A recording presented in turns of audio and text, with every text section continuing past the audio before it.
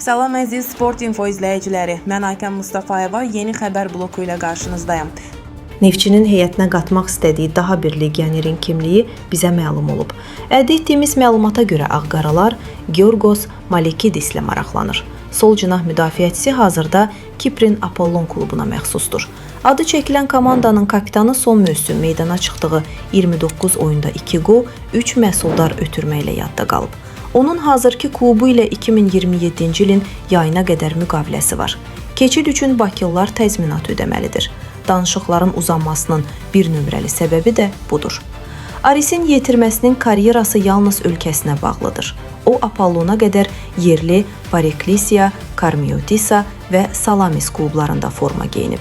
Kiprin əsas millisində 11 oyun keçirmiş 28 yaşlı futbolçu aşağı yaş yığmalarda da çıxış edib. Azərbaycan millisinin yarım müdafiəçisi Rüfət Abdullazadənin yeni klubu müəyyənləşib. O, legioner həyatı yaşayacaq.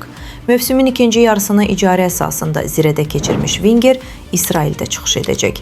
Müqavilə ilə məxsus olduğu Varajdin onu Kiryat Şimonaya icarəyə verib. Anlaşmanın müddəti 1 ildir.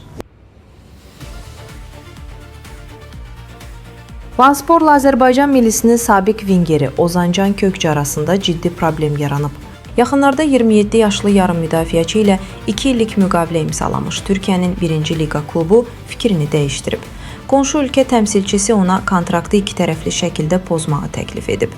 Klub rəhbərliyi onu yerli statusu ilə iştirak ərizəsinə daxil etməyi planlaşdırsa da, Türkiyə Futbol Federasiyasından gələn cavabdan şok keçiriblər.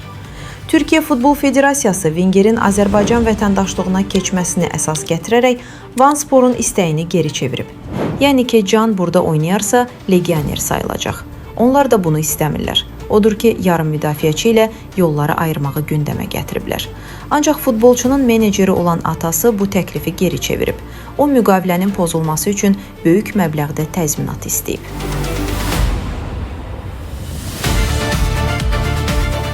Bizi izləməyə davam edin. Xəbərin birinci ünvanı Sport Infodur. Qismət olsa mütləq görüşəcəyik. Hələlik.